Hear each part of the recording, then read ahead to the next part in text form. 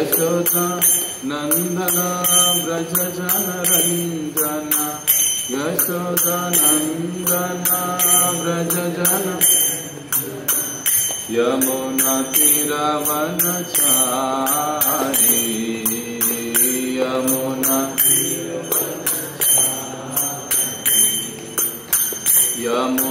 तीरवनचारी यमुना तीरवनचारी जय राधा माधव कुंज बिहारी गोपी जन वल्लभ गिरिवरधारी जय राधा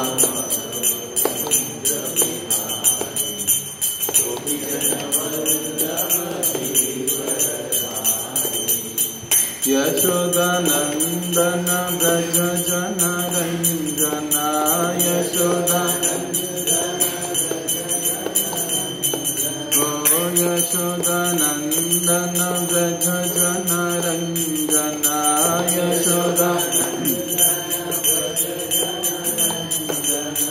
यमुना तीरवनचारी यमुना तीरवनचारी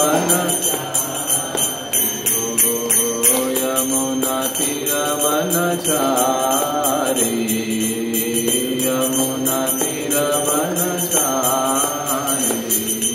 जय राधा माधव कुंज बिहारी गोपी जन वल्लभ गिरिवरधारी जय राधा गोपी जन वल्लभ गिरिवरधारी हरे Krishna Krishna Krishna Hare Hare Hare Ram Ram Ram Hare Hare Hare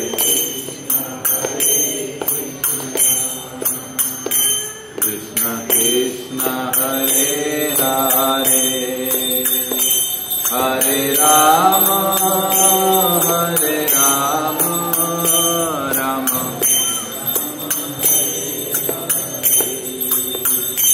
Hare Krishna Krishna Krishna Hare Hare Hare Ram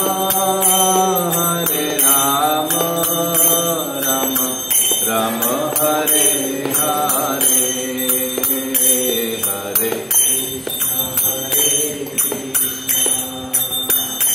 Krishna Krishna Hare Hare Hare Ram Ram Hare Hare Hare Krishna Krishna Hare Hare Hare Ram Ram Hare Hare Hare Krishna Krishna Hare Hare Hare Ram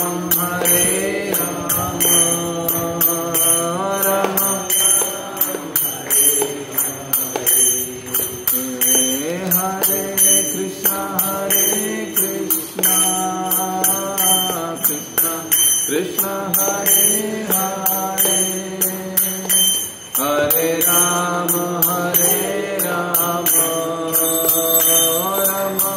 Ram Hare Hare Hare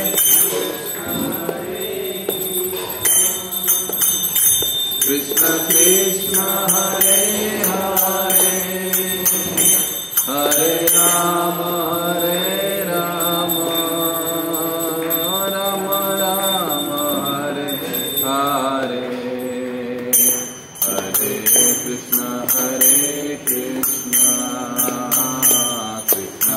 Krishna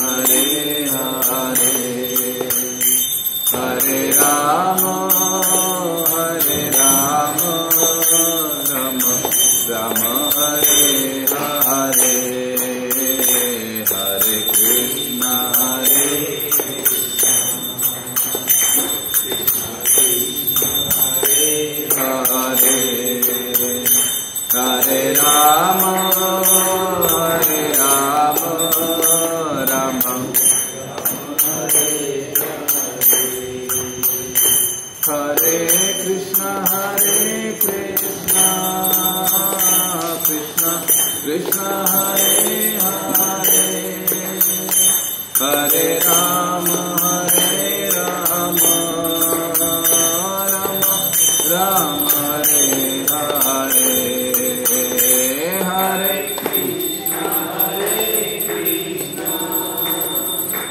Krishna Krishna Hare Hare, Hare Rama, Rama Rama Hare Hare, Hare Krishna Krishna Krishna Hare Hare, Hare Ram, Ram Ram Hare Hare, Hare Krishna Hare Ram, Ram Ram Hare Hare, Hare Krishna Krishna Krishna Hare Hare, Hare Ram, Ram Ram Hare Hare, Hare Krishna Hare Ram, Ram Ram Hare Hare, Hare Krishna Krishna Krishna Hare Hare, Hare Ram, Ram Ram Hare Hare, Hare Krishna Hare Ram, Ram Ram Hare Krishna Krishna Krishna Hare Hare, Hare Rama, Rama Rama Hare Hare, Hare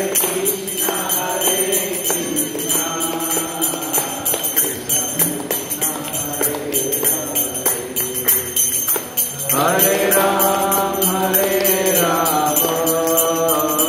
Rama Rama Hare Hare, Jaya Radha Kunja Bihari, Radha Kunja Bihari Radhe, Jaya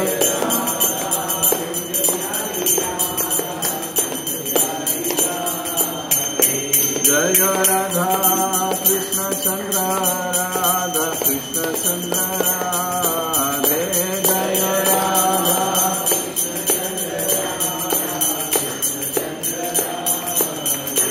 Jaya Gauranitai, Gauranitai, Jaya Gauranitai, Jaya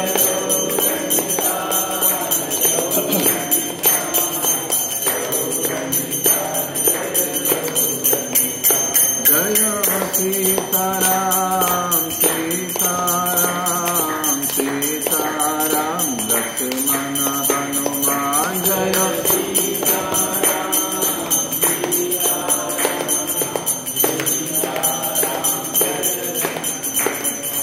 Jaya Jaya Prabhupada, Prabhupada, Jaya Prabhupada, Jaya Jaya Prabhupada,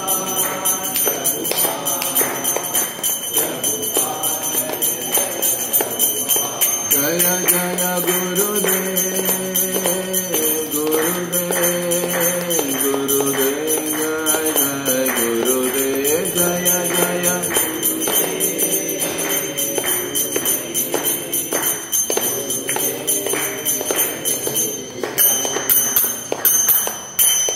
बोलो कलयुग पावन श्री हरिनाम संकीर्तन की जय।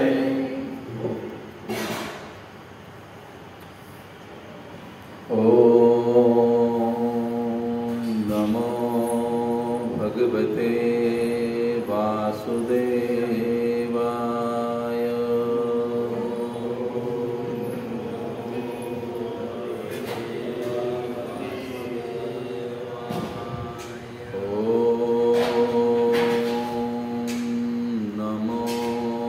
भगवते वासुदेवाय।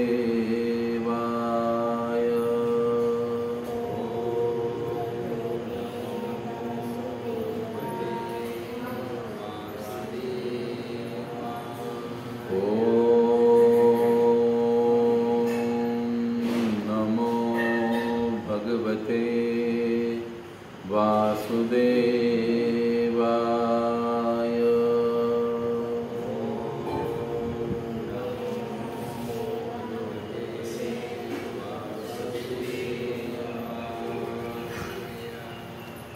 हरे कृष्ण। आज के भगवद गीता के इस चौथे सत्र में आप सभी भक्तों का हार्दिक स्वागत है।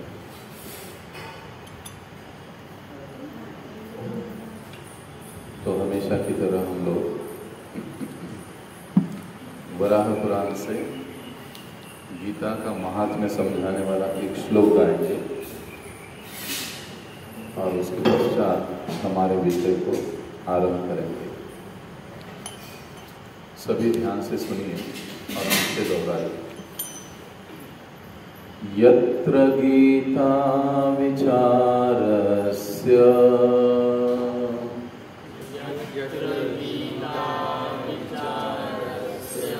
पठनं पाठनं श्रुतम्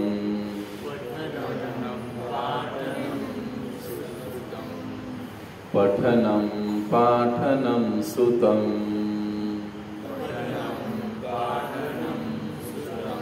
तत्राहं निश्चितं पृथ्वीम्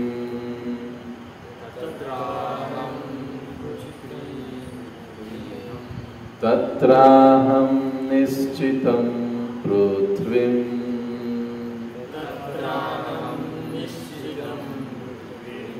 निवसामि सदैव हि निवसामि सदैव हि यत्र गीता विचारस्य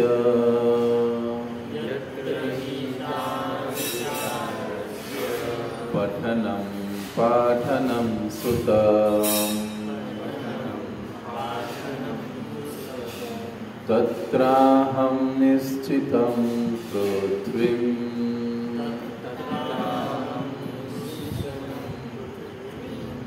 निवसामि सदैव हि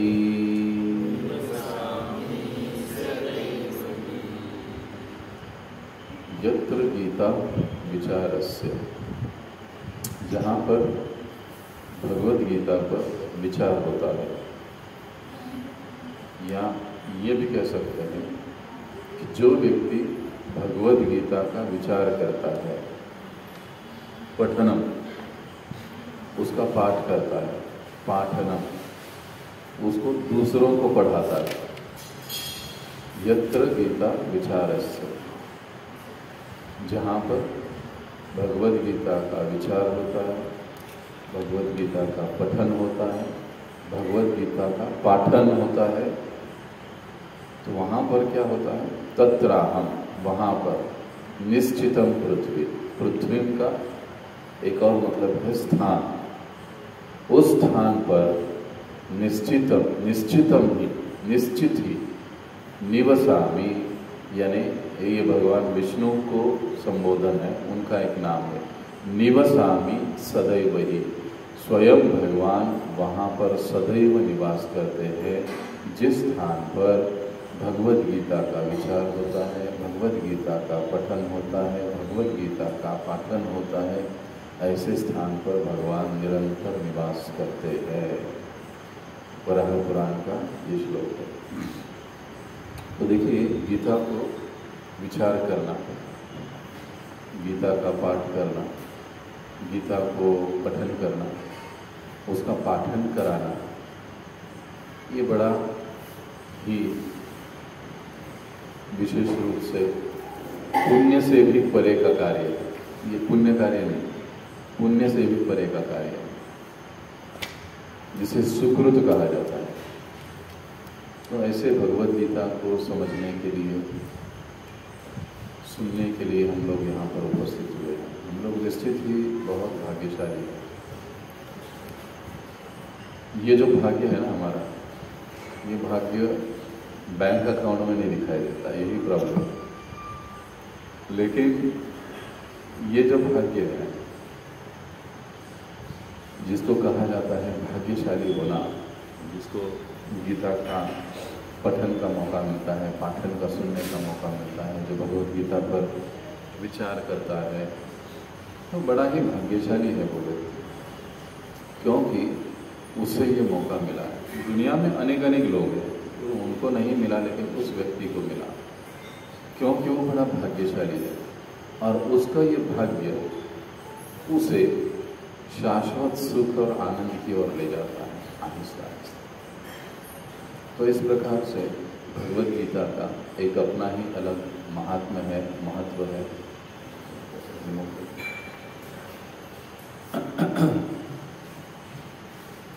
तो अब तक 3 सत्रों में हमने विशेष रूप से चर्चा करी कि मनुष्य जीवन प्राप्त होने पर हमें जिज्ञासा करनी चाहिए,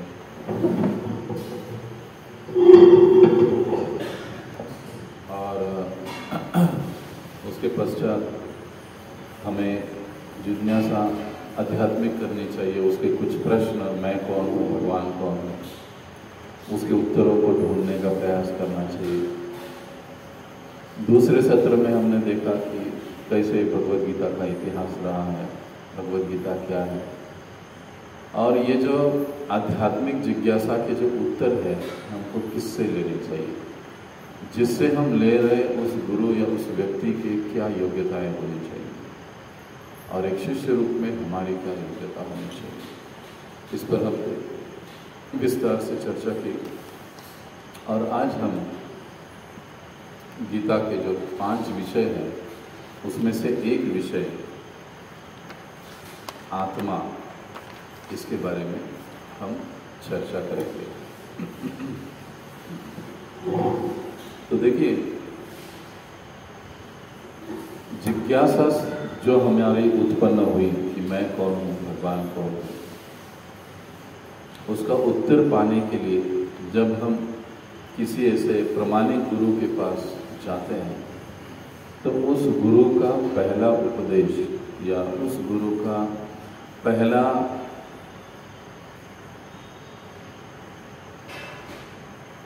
ज्ञान अपने शिष्य के प्रति ये होता है कि हम शरीर नहीं, हम लोग आत्मा हैं।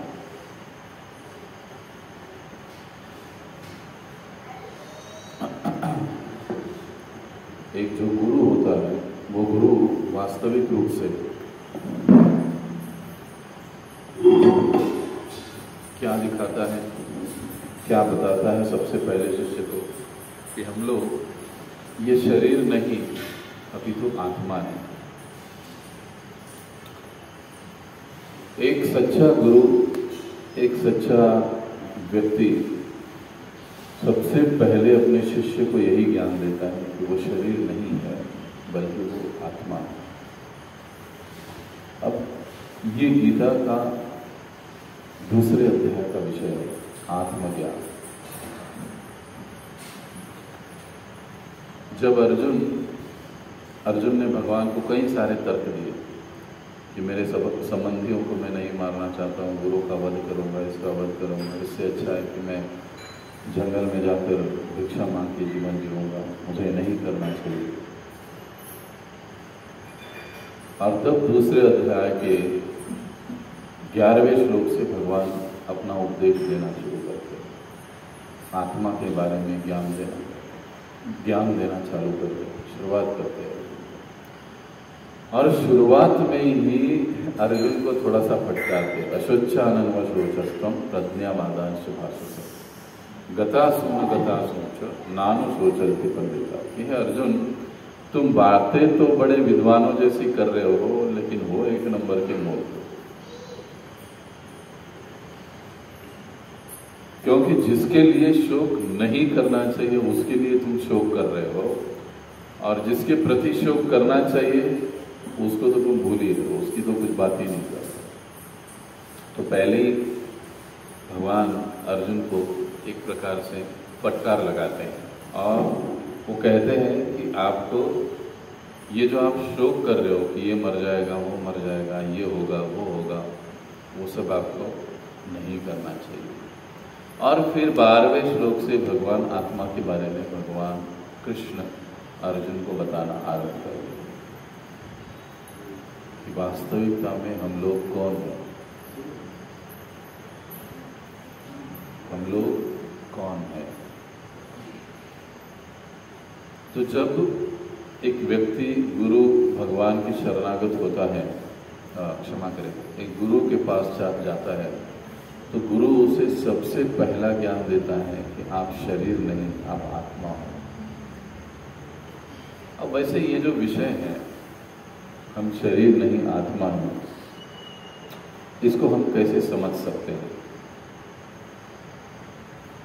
इसके लिए शास्त्रों में कई सारे उदाहरण दिए जाते हैं और एक ऐसे ही विनोद युक्त एक विनोद के माध्यम से भी हम इसको समझ सकते हैं।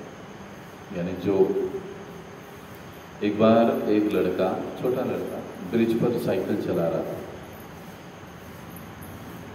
और सीख रहा था साइकिल चलाना, लेकिन जैसे कैसे वो साइकिल से उसका कंट्रोल छूट गया और ब्रिज का जो कठड़ा होता है उस पर से वो सीधा साइकिल के साथ नीचे गिर गया।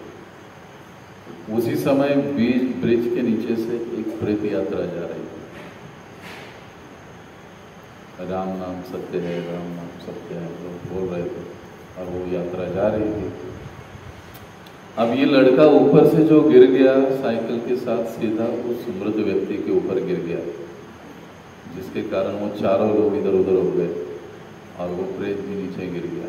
लोग बहुत चिढ़ गए, गुस्सा हो गया उसके ऊपर, बहुत उस बच्चे को अनाप शनाप बोलने लगे, अरे क्या तुम ऐसा वैसा समझते नहीं, कुछ नहीं, ऐसे वैसे, ऐसे क्या गिर गए तुम? तो लड़का चुपचाप सबको देख रहा था और वो लड़का देख रहा था, सब लोग उसको चिल्ला रहे थे, अरे तुम किसके ऊपर गिरे, जानते हो मरा हुआ आदमी ये, देखो अभी सब ये इधर उधर हो गया।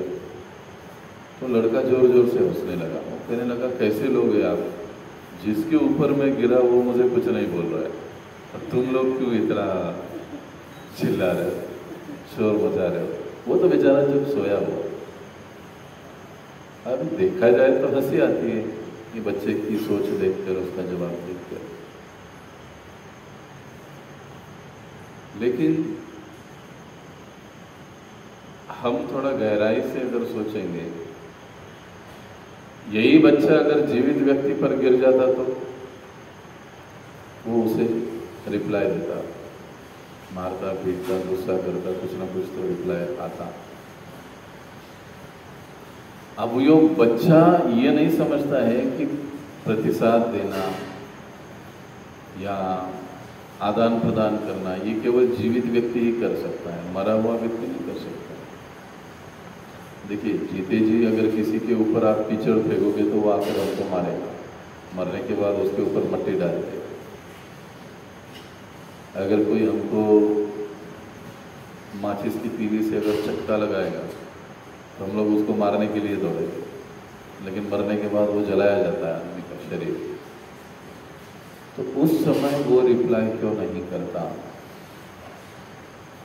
इसका सीधा एक मतलब है। क्या मतलब है? मरा हुआ आदमी बोलता नहीं है, चलता नहीं है, किसी प्रकार का कोई रिप्लाई नहीं देता है, लेकिन एक जीवित व्यक्ति बोलता है, चलता है, सारे बातों को रिप्लाई देता है, प्रतिसाद देता है,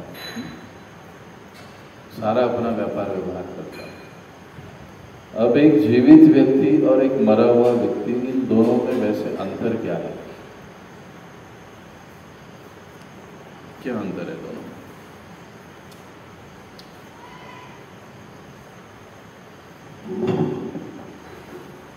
हमको साइंस के हिसाब से भी समझना, दोनों में अंतर क्या है? मरा हुआ व्यक्ति, जीवित व्यक्ति।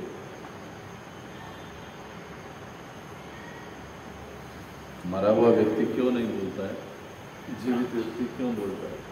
प्राण की उपस्थिति नहीं रहती। प्राण की उपस्थिति नहीं रहती। अच्छा, और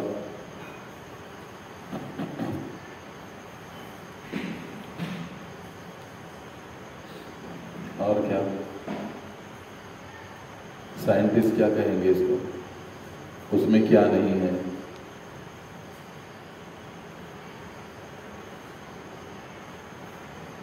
स्पिरिट हैज गॉन। हम जैसे हरे कृष्णा हरे राम वाले क्या बोलेंगे, आत्मा चला गया शरीर से। लेकिन निश्चित रूप से कोई एक ऐसी वस्तु शरीर में विद्यमान है जिसके कारण ये शरीर बोलता है, चलता है, सारे व्यापार व्यवहार करता है, जिसे आत्मा कहा जाता है आध्यात्मिक भाषा में। आत्मा के अस्तित्व के कारण ही ये शरीर चलता है। जिस समय आत्मा इस शरीर को छोड़ देता है उस समय ये शरीर निष्क्रिय और निरुपयोगी हो जाता है, इसलिए उसको तुरंत निकालने की बात करते हैं। यानी इस शरीर में जो है वो आत्मा महत्वपूर्ण है। हम क्या समझ रहे हैं, हम ये शरीर नहीं है, हम आत्मा हैं। ये समझने के लिए हम इस उदाहरण को लिए हैं। अब देखिए, व्यक्ति मर जाता है, शरीर तो यहीं पर नष्ट हो जाता है, बचा कौन? हम फिर टाइटल लगा देते, वैकुंठवासी, स्वर्गवासी, कैलाशवासी, निर्वाणवासी और न जाने क्या क्या क्या क्या क्या सब कुछ देखिए। अब वो तो मर गया, फिर वासी कहाँ से?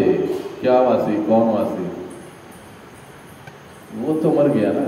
इसका मतलब क्या है, ये शरीर तो टेम्पररी है, लेकिन एक चीज, एक वस्तु जिसे कोई स्पिरिट कहे, कोई आत्मा कहे, वो है जो छोड़कर चली गई।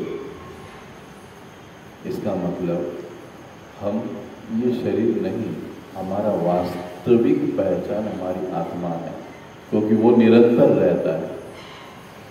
आत्मा निरंतर रहती है, शरीर तो बदलते रहेगा, शरीर छूटता रहेगा। अब देखिए, संसार में किसी की मृत्यु हो जाती है और हम लोग ये बात जानते हैं हम शरीर नहीं आत्मा है, लेकिन समझते नहीं है। कोई मर जाता है तो अरे आता होता तो आता 2 तासापूर्वी बोलला माझ्याबरोबर, आता गेला, काल मी भेटलो त्याला बोलो, मैं कल मिला उसे, वो उसने मुझसे बात किया, आज चला गया वो।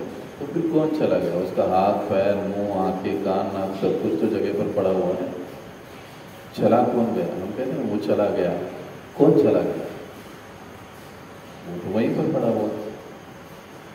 यानी हम इनडायरेक्टली, अप्रत्यक्ष रूप से आत्मा को समझते हैं, मानते हैं, जानते हैं, लेकिन उसकी समझ करवा के लेने में थोड़ा कम पड़ रहा है। मतलब क्या हुआ? कह तो रहे हम लोग वो चला गया, तो कौन चला गया? शरीर तो जिसको हम बुला रहे थे राजेश, सुनील, वो तो वहीं पड़ा हुआ है ना। चला कौन गया? चला गया वो जाने वाला आत्मा था, उस शरीर से जाने वाला आत्मा था, इसलिए हम उसको कहते हैं वो चला गया। अब जब हम इस बात को मानते हैं, इसको हमको साइंटिफिक दृष्टि से थोड़ा समझना। तो ये पहली समझ है कि आदमी चला गया, कौन चला गया। आत्मा शरीर में वैसे ही वास्तव्य करता है जैसे एक गाड़ी का ड्राइवर होता है। बिना ड्राइवर के गाड़ी 1 इंच भी हिलेगी नहीं। आप कहोगे प्रभु जी अभी आजकल तो ऑटोमेटिक वो कार आ गई, लेकिन आखिर उसको कमांड देने के लिए भी आदमी ये लगता है अपने आप नहीं चलता है। ठीक शरीर में आत्मा का अस्तित्व वैसे ही जैसे कार में ड्राइवर का होता है। बगैर आत्मा के शरीर का कोई मूल्य नहीं है। देखिए, पति पत्नी, अगर पति मर जाता है या पत्नी गुजर जाती है और पति या पत्नी को कहा जाए कि एक रात आप इसके साथ रहो, कोई रहेगा? कितना भी प्यार हो नहीं रहेगा। क्यों? जो हम रह रहे थे, जो हम समझ रहे थे, वो कौन था? वो आत्मा के साथ हमारा सारा आदान प्रदान था, जिसके कारण हम एक दूसरे से जुड़े हुए थे। जैसे ही वो चला जाता है, व्यक्ति का वो जो प्रेम है, स्वारस्य है, उससे निकल जाता है। यानी वास्तविक आदान प्रदान करने वाला प्रेम का पात्र कौन था? वो आत्मा था, न कि ये शरीर। शरीर दुर्बल हो जाता है, खराब हो जाता है, प्रेम घट जाता है। देखिए, जब तक स्वस्थ रहता है तब तक प्रेम रहता है, लेकिन आत्मा का ऐसे नहीं है। आत्मा का अस्तित्व नित्य होने के कारण वो सदैव ही नवीन रहता है। अब जब आत्मा के गुण हम पढ़ेंगे, देखेंगे, तब उसमें हम ये सीखेंगे। तो देखिए, ये सीधे एक वाक्य से हम समझ सकते हैं कि वो चला गया। कौन चला गया? तो शरीर तो वही है, यानी उसमें से आत्मा निकल गया।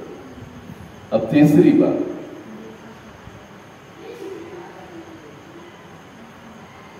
इसको कहा जाता है कि बुद्धि युक्त समझ या बोधात्मक समझ कि हम शरीर नहीं, आत्मा है। देखिए, हम लोग कहते हैं ये शर्ट मेरा है, ये रिमोट मेरा है, ये करताल मेरा है, ये कान मेरा है, ये हाथ मेरा है। हम ये कभी नहीं कहते ये शर्ट मेरा है, हाथ, क्षमा करें, शर्ट मैं हूँ, हाथ मैं हूँ, नहीं कहते। हम कहते हैं मेरा है। अब हम कहते हैं कि ये करताल मेरा है, रिमोट मेरा है। इसका मतलब ये वस्तु और मैं दो अलग चीजें हैं। समझ में आ गई बात? दो अलग चीजें हैं। पुस्तक मेरा है, पुस्तक और मैं अलग हूं, इसके लिए वो मेरा है। मैं पुस्तक हूं, कुर्ता मेरा है, कुर्ता और मैं अलग हूं। लेकिन अब हाथ मैं हूं, ऐसे बोलते हैं। कान मैं हूं, सर मैं हूं, पेट मैं हूं, मेरा हाथ, मेरा कान, मेरा सर।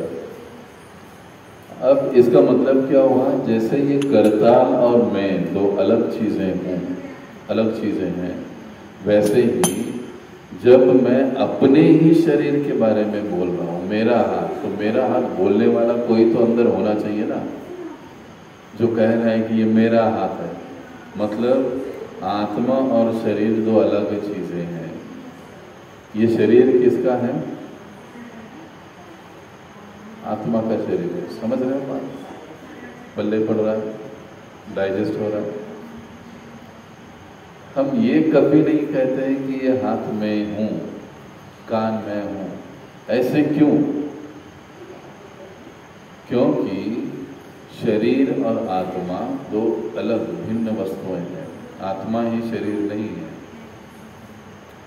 इसलिए जो आत्मा है वो बोलता है कि ये मेरा है, हाथ मेरा है, कान मेरा है। व्यक्ति जब मर जाता है तो कुछ बोल नहीं पाता, कुछ सुन नहीं पाता, कुछ महसूस नहीं कर पाता। क्यों? क्योंकि शरीर से आत्मा निकल चुका है। महसूस करने वाला, बोलने वाला, चलने वाला कौन था? आत्मा था। तो ये सीधे एक से उदाहरण से हम इस चीज को समझ सकते हैं कि हम लोग शरीर नहीं है, हम लोग आत्मा है। वास्तविक हमारी पहचान आत्मा के रूप में। एक बार ऐसे ही एक गुरुकुल में प्रभुपाद जी गए थे। तो गुरुकुल का एक बच्चा दौड़ते दौड़ते प्रभुपाद जी के पास आ गया। प्रभुपाद जी से पूछने लगा कि प्रभुपाद भगवद गीता में कहते हैं कि हम शरीर नहीं आत्मा है, लेकिन हम कैसे माने, मैं कैसे समझ सकता हूँ कि मैं आत्मा हूँ, कि शरीर नहीं हूँ? तो प्रभुपाद जी ने उसको पास बुलाया, बिठाया और समझाने लगे कि देखो, जैसे मैंने अभी आपको समझाया, ये कुर्ता है, ये घड़ी है, ये हाथ है, ये पैर है, ये सारी चीज़ें देखते हम कहते हैं ये मेरा है, मैं है ऐसे तो नहीं कहता हूँ। इस प्रकार से प्रभुपाद जी उस बच्चे को समझाया करते थे, बच्चों को समझाया करते थे। तो ये बड़ी ही सरल बात है समझना कि ये वास्तविकता में हम लोग शरीर नहीं, हम लोग आत्मा है। अब और एक उदाहरण से या प्रमाण से हम लोग इसको समझ सकते हैं। हम में से हर कोई कभी न कभी फुटबॉल खेला है। हम फुटबॉल को कितनी बार लात मारते हैं, कभी गिनते? नहीं गिनते। सोचिए अगर उसकी जगह आदमी हो तो।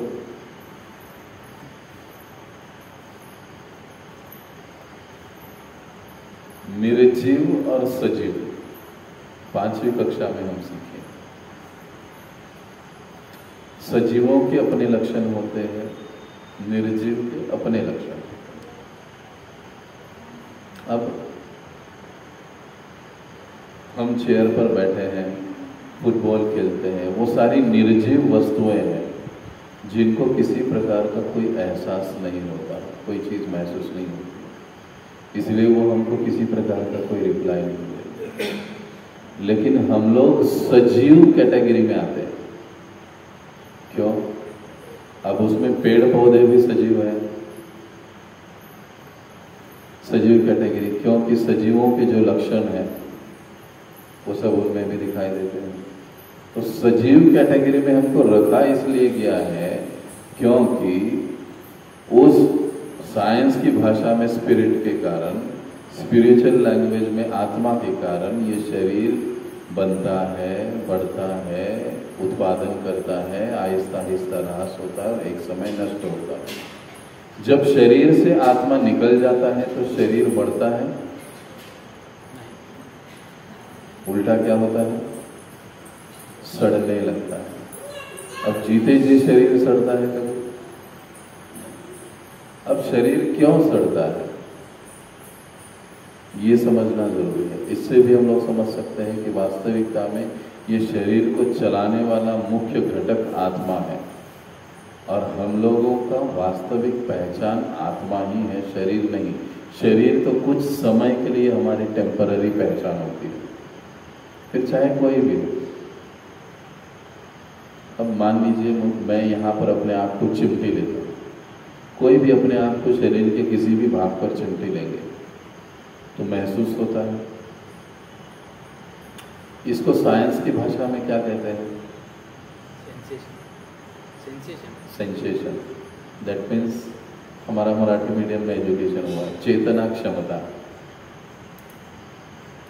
इस शरीर में मरे हुए व्यक्ति को आप चिमटा लो, जलाओ, दफनाओ, कुछ रिप्लाई देगा?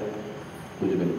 अगर मुझे कोई आकर सुई चिबाएगा तो मैं उसको प्रतिकार करूँगा क्योंकि मुझे वो दर्द महसूस होता है, क्योंकि चेतना क्षमता मुझमें है। तो चेतना है, इसका कारण क्या है?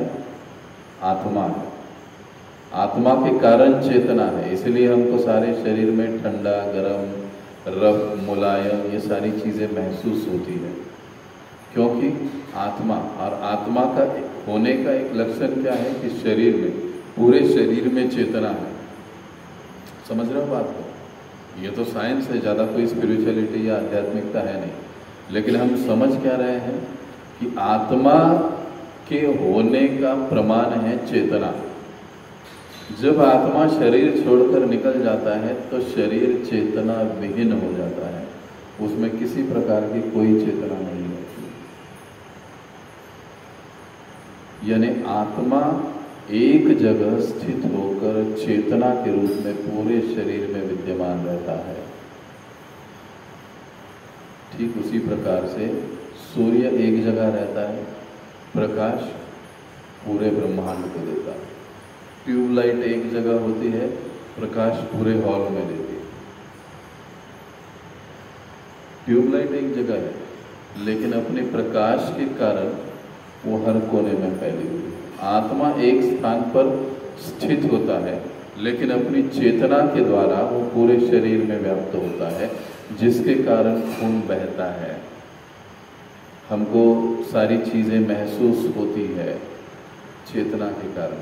तो चेतना से भी हम समझ सकते हैं कि आत्मा का अस्तित्व है, शरीर में आत्मा है, और इस आत्मा के कारण ही शरीर चलायमान है। पांचवी चीज, अब ये थोड़ा साइंस की बात है।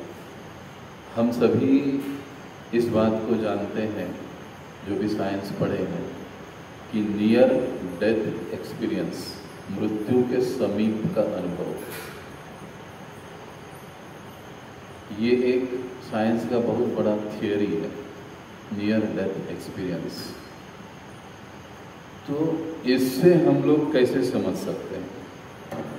कई बार हम लोग पेपर्स में या किसी ऐसे साइंटिफिक मैगजीन में पढ़ते हैं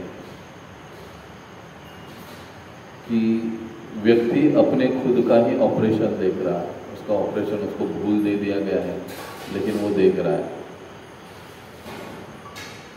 मरने के बाद।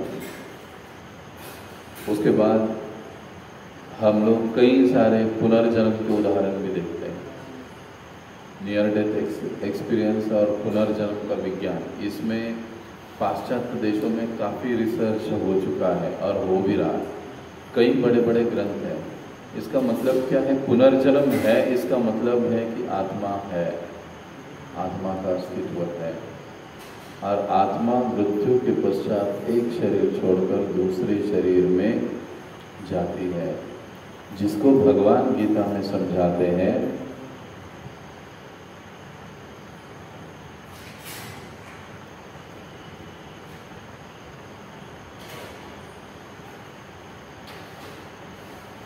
देहिनोस्मिन्यथा देहे कौमारम यौवनम जरा तथा देहांतर प्राप्ति धीरस्तत्र न मुह्यति। क्या कहते हैं भगवान? अरे अर्जुन, ये जो शरीर है, ये शरीर में नित्य परिवर्तन होते रहता है, और आत्मा इन परिवर्तन से, देखिए एक समय हम लोग सबसे छोटे थे बच्चे, अब हम जवान हो गए, कुछ समय के बाद बूढ़े होंगे और फिर नष्ट हो गए, लेकिन आत्मा तो वही है। तो भगवान इस श्लोक में यही कहते हैं कि तथा देहांतर प्राप्ति, कि देह को छोड़ने के बाद वो पुनः दूसरे शरीर को आत्मा धारण करता है। इसका मतलब जिसका जन्म हुआ है उसका मृत्यु निश्चित है, और जिसका मृत्यु हुआ है उसका जन्म भी निश्चित है। यहाँ तक अभी किसी को कोई प्रश्न है? अभी आत्मा का स्वरूप क्या है, कैसे है, वो हम देखेंगे, लेकिन ये जो विषय है कि हम शरीर नहीं आत्मा है, इसमें कोई कंफ्यूजन या कोई प्रश्न या कोई असहमति हो तो आप पूछ सकते हो।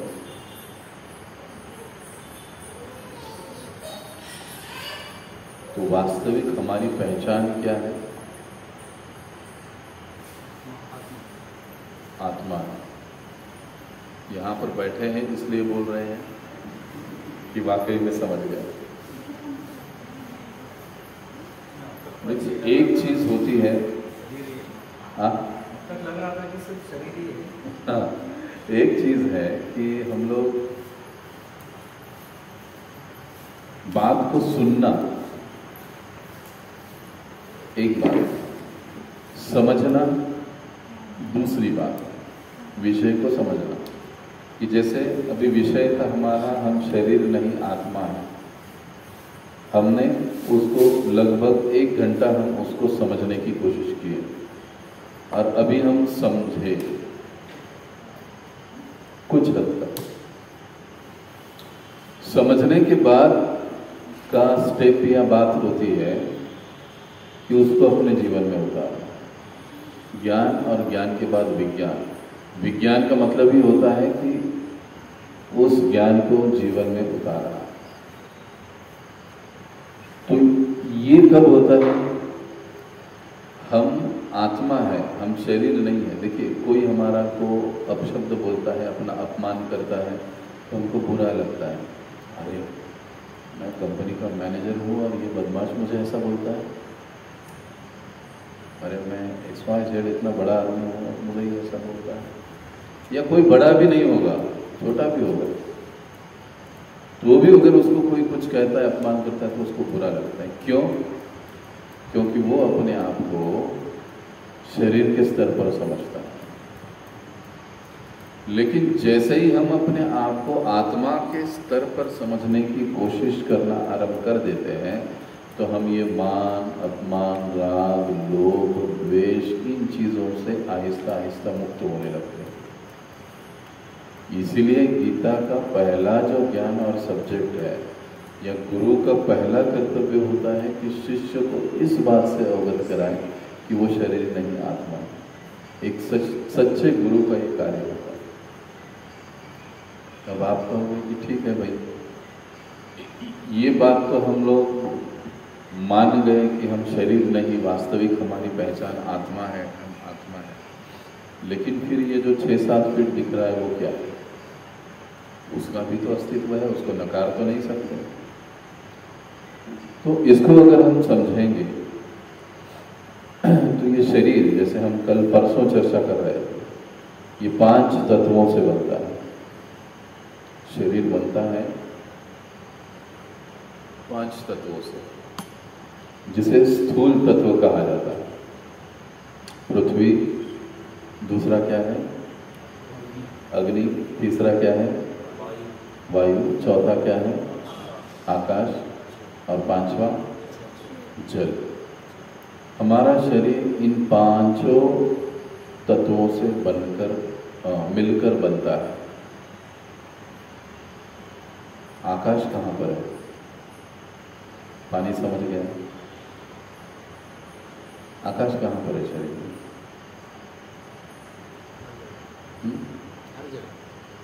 शरीर में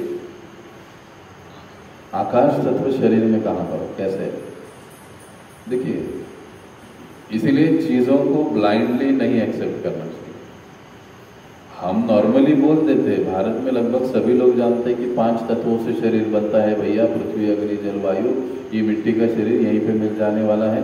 ठीक है, पृथ्वी समझ में आ जाता है मिट्टी, अग्नि समझ में आता है कि जठराग्नि, शरीर में अग्नि है इसीलिए शरीर गर्म रहता है। उसके बाद वायु, श्वास अंदर लेते हैं, बाहर छोड़ते हैं, शरीर में वायु का अस्तित्व होता है। ये भी बात हम मानते हैं, समझ में भी आता है। और उसके बाद जल, शरीर में पानी भी है, ये भी बात समझ में। लेकिन आकाश तो क्या? आकाश कहाँ है शरीर में? है ना? कैसे? क्या आपको क्या लगता है? आकाश ही पकड़ा रहा है सब। हाँ? आकाश ही पकड़ा रहा है। आकाश ही सबको पकड़ा रहा है। पकड़ा रहा है? नहीं, हमारा प्रश्न क्या है? उंगलियों का कुछ कनेक्शन है क्या उसके हाँ? साथ? उंगलियों का कुछ कनेक्शन है क्या उसके साथ? नहीं, कि शरीर 5 तत्वों से बनकर मिलकर बना हुआ है, बरोबर। उसमें से एक तत्व है आकाश। तो आकाश का, इस तत्व का अस्तित्व शरीर में कैसे है?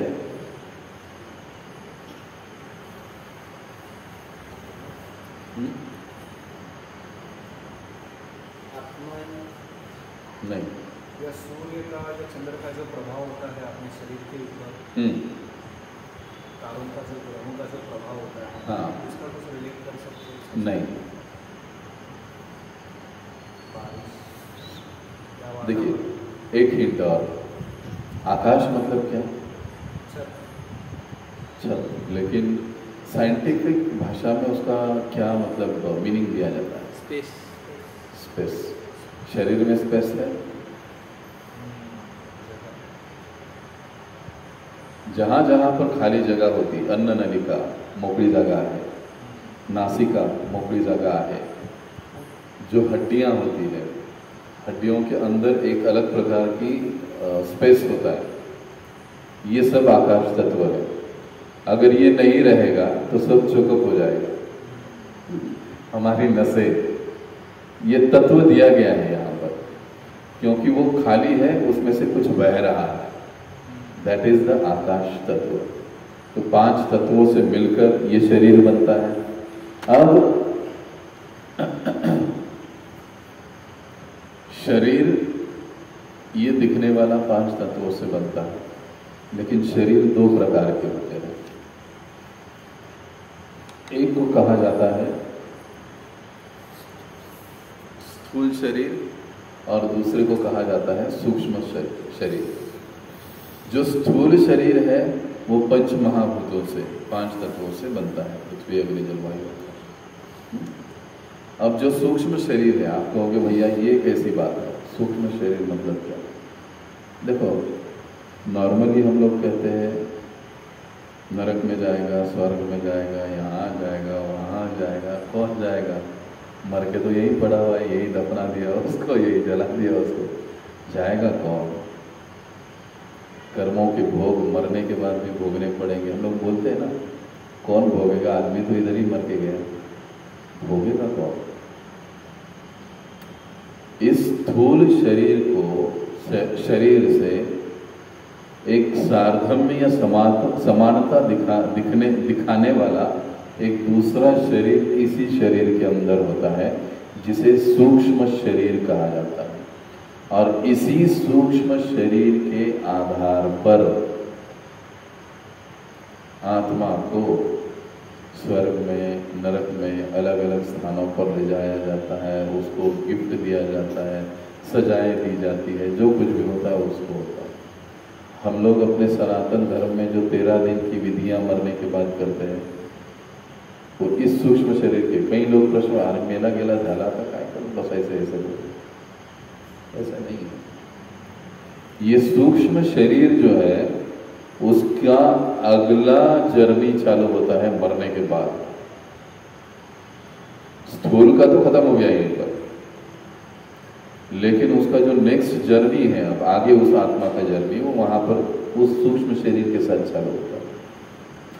तो इस शरीर के भीतर जो दूसरा सूक्ष्म शरीर है वो 3 तत्वों से बनता है। मन, बुद्धि और अहंकार। ये वो 3 तत्व है। जैसे 5 तत्वों से ये स्थूल शरीर बनता है, वैसे इन 3 तत्वों से, मन, बुद्धि और अहंकार से हमारा सूक्ष्म शरीर बनता है। अब ये तीनों भौतिक तत्व है इस जगत के। ये 5 तत्व जो पृथ्वी अग्नि था, ये भी भौतिक तत्व है, नश्वर, नाश होने वाले। मन, बुद्धि, अहंकार, ये भी भौतिक तत्व है, ये भी नष्ट होने वाले, लेकिन सूक्ष्म तत्व है, दिखाई नहीं देते। अब जो दिखाई देते हैं 5 तत्व, उससे दिखाई देने वाला शरीर बनता है। देखो, और जो 3 तत्व दिखाई नहीं देते, मन दिखाई देता है, बुद्धि, अहंकार, महसूस कर सकते हैं, अनुभव कर सकते हैं। तो ऐसे ना दिखने वाले 3 तत्वों से न दिखने वाला सूक्ष्म शरीर बनता है। समझ रहे हो बात को? अब मन, बुद्धि और अहंकार,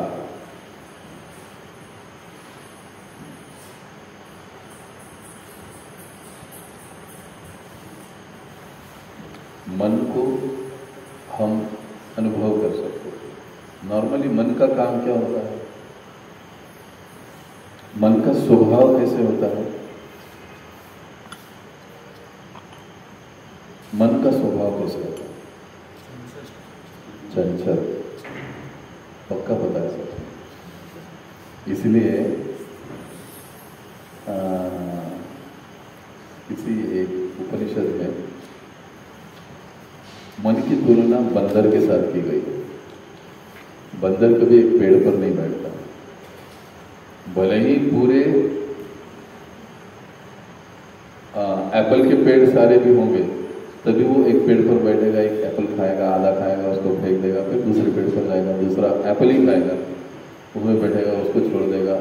वो कंटिन्यू एक पेड़ से दूसरे पेड़ में उड़ता रहेगा। तो बंदर की तरह मन को बताया गया। इसलिए गीता में भी अर्जुन भगवान से कहते हैं,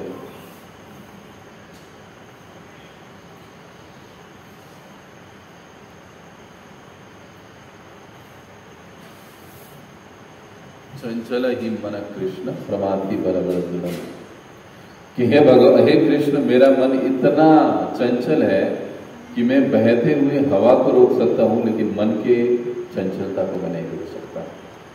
हम बैठे यहाँ पर है, लेकिन एक सेकंड में हम लोग अमेरिका में जाकर आएंगे, ये हालत हो जाती है।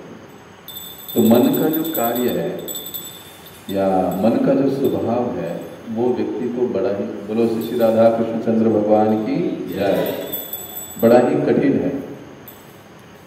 अब मन के जो कार्य होते हैं, वो मन के कार्य वास्तविकता में क्या है? सबसे पहला कार्य है मन का विचार करना। कौन सा कार्य है? विचार हम बुद्धि से करते हैं कि मन से करते हैं? क्या लगता है? मन से विचार करते हैं। अब बुद्धि से क्या करते हैं वो भी समझेंगे। दूसरा मन का कार्य क्या है? इच्छा करना। बढ़िया मोबाइल चाहिए, बंगला चाहिए, गाड़ी चाहिए, या खाने के लिए कोई अच्छी चीज चाहिए, अलग अलग इच्छाएं मन दिन भर में करोड़ों इच्छाएं मन करते रहता है। तो इच्छा करना ये मन का कार्य। तीसरा कार्य क्या है?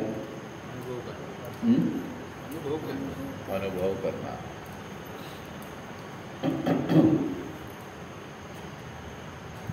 यानी किसी चीज को, कोई अच्छा है, बुरा है, ठंडा है, गर्म है, इसका अनुभव करना, ये मन का काम है। अब सबसे पहला, मन कहाँ पर है? शरीर में मन का स्थान कहाँ पर है? जानते हैं? मन कहाँ पर है? आत्मा की तरह ही, जैसे आत्मा समझते नहीं, मन भी वैसे ही। लेकिन उसका कहीं ना कहीं तो स्थान होगा ना? पता नहीं। पता नहीं। काल्पनिक विचार सरणी है, अवयव नहीं। ओके।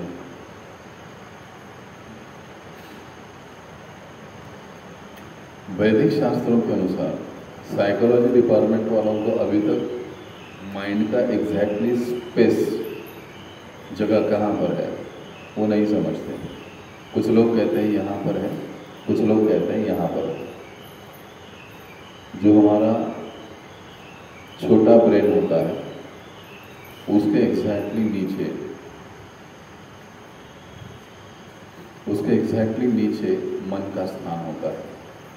विचार करना, इच्छाएं व्यक्त करना या इच्छाएं करना या अनुभव करना, ये सारा उसका काम होता है। और हर हमेशा वो इस प्रकार से अपना जो काम है मन करते रहता है।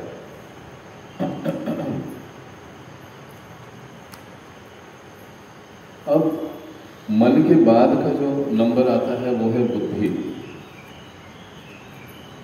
बुद्धि का कार्य क्या होता है?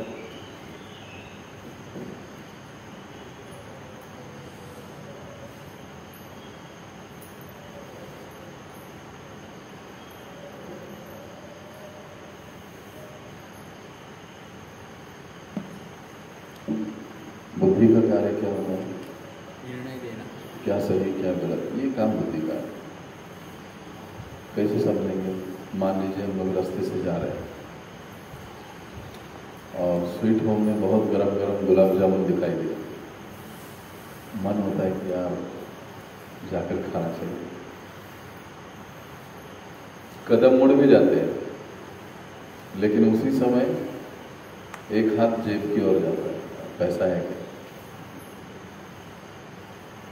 अगर पैसा नहीं होगा तो बुद्धि कहेगी अरे कैसे पैसे नहीं है, कैसे जा सकता है। लेकिन मन फिर भी कहता है कि चल ना कुछ तो करेंगे, जाएंगे वहां पर। सही गलत, हाँ ना, इसका जो निर्णय देने का काम होता है वो बुद्धि करती है। अब देखा जाए तो बुद्धि मन से श्रेष्ठ है, लेकिन वर्तमान समय में क्या है? बुद्धि के ऊपर माइंड, मन हावी है। इसके लिए लोग सही गलत सोचते ही नहीं।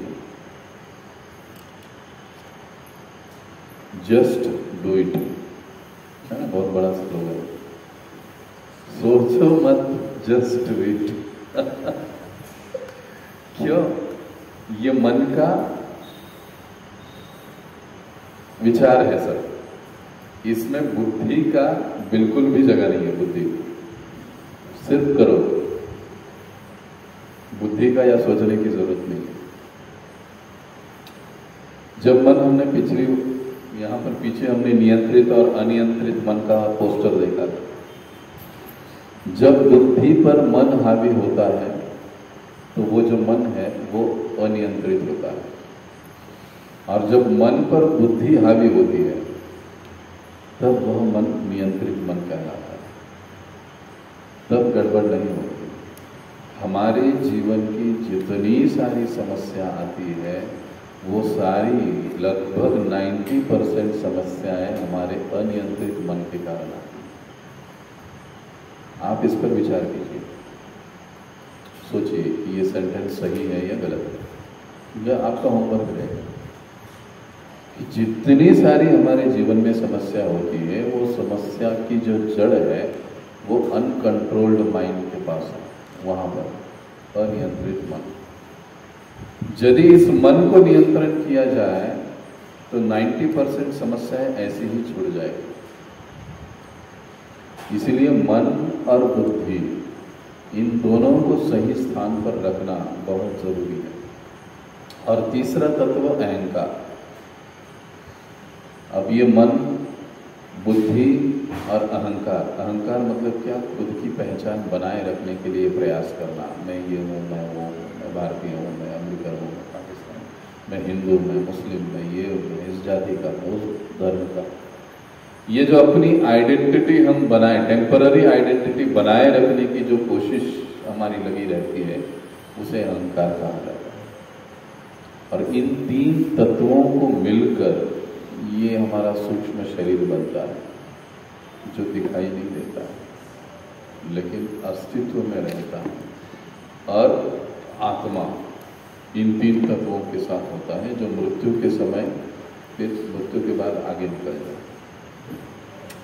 अब ये शरीर में स्थूल शरीर के साथ सूक्ष्म शरीर, और इस शरीर में और दो चीजें हैं जो कि इस जगत की नहीं, दिव्य, आत्मा और परमात्मा। इसी शरीर में दोनों चीजें हैं। हम कहते हैं परमात्मा रूप से भगवान हर एक के हृदय में विद्यमान है। हम लोग कई बार कहते हैं, भगवान ने भी गीता में इस बात को बताया। तो भगवान परमात्मा के रूप में हर एक के हृदय में विद्यमान है। परमात्मा का स्थान कहाँ पर है? हृदय में। आत्मा का स्थान कहाँ पर है? वो भी वहीं पर। आत्मा और परमात्मा दोनों भी नेबर है, शेजारी शेजारी।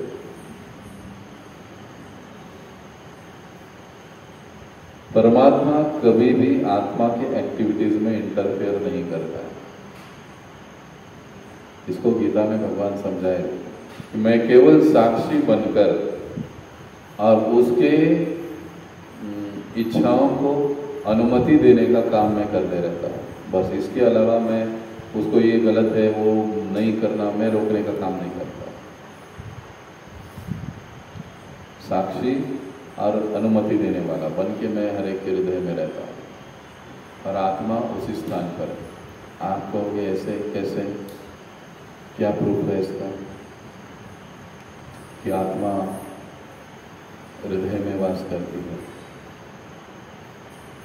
कुछ साइंटिफिक चीज बात हम लोग समझ सकते हैं उससे।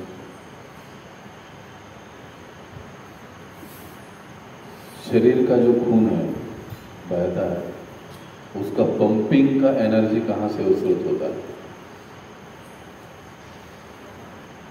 हार्ट से। हार्ट अटैक आता है या जब व्यक्ति का मृत्यु हो जाता है तो पंपिंग रहता है।